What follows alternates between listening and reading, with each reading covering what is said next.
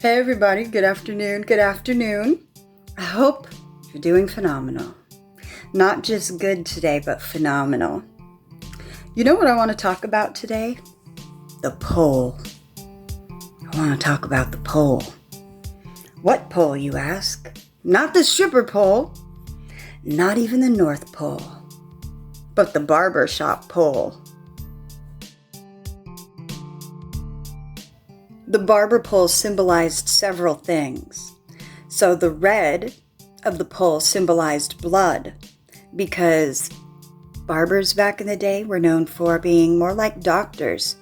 They did bloodletting, they did setting bones, they did other types of procedures. The pole itself actually had a bowl at the top where they would have the blood flow and then it would go down the pole. And the pole was said to symbolize a couple things. One, the pole represented something that they would hold on to when the doctor, or the barber rather, was doing the procedure. And then the white would symbolize the bandages that were used. And there's a theory. There's this theory about the blue. They're saying that the blue may be symbolic of the veins that were cut during the bloodletting. And another interpretation suggests that, why does the color keep changing? Do you notice that? It's throwing me off. There it goes again. It's my windows. My curtains must be moving. Okay. But the blue was added to show patriotism. Yeah, the flag. But anyway, also in the 15th century, the English barbers were banned from providing these surgical treatments. And both barbers at the time and surgeons remained in the trade up until about 1745. Very interesting. I know most people see a barber pole and they just think it means it's a guy who cuts hair. Actually, they were more like physicians back in the day. And since bloodletting was a real popular thing, what they would do is they would have the monks. They would be the ones who usually cared for the sick and did the procedures. And then they added on the barbers later on because they were really good with the tools. But then the Pope Alexander III, he ended up back in 1163 banning it. He prohibited the clergymen from carrying out the procedure at all. So that was that. And here we are. Another thing of how barbers ended up doing a lot of this was that a lot of the physicians, they thought that these jobs were too menial. Yeah, they were too menial to do on the day-to-day basis, but they were necessary. So they would then assist by, the barbers would, So the physicians referred to the barbers as barber surgeons. They also help set bones and pull teeth.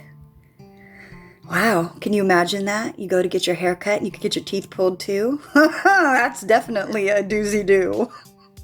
Another thing that the pole represented was the caduceus. You might be familiar with that. It's the staff with the two snakes wrapped around it. Those of us who come from the medical field, I come from the medical field, are real familiar with that. So with that, that was a wand. It was also used by the god Hermes. Yeah, it was used for healing. And Mercury. It was used for healing, and traditionally it was associated with health.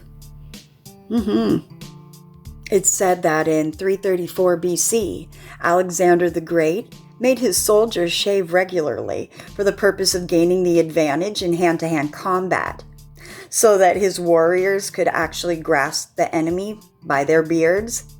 So they were safeguarding themselves with this fighting method by staying groomed. Just think about that. Grooming coming in handy in war. That's interesting. Who would have thought it? I don't know. So maybe the next time you go and stop by a barber shop and you notice the pole, not the stripper pole, the healing pole, not the bounce and ride on the ding-dong pole, but the let me help you pole. Just like I like to help with poles. Polarity. Mental dome polarity. Evenness in one's mind. That's the type of poles I work with. Now, these guys back in the day, their job was a lot harder. They'd treat war wounds, they would treat boils even, and they'd lance open boils. They'd even amputate legs if they and other body parts. So people who had gangrene.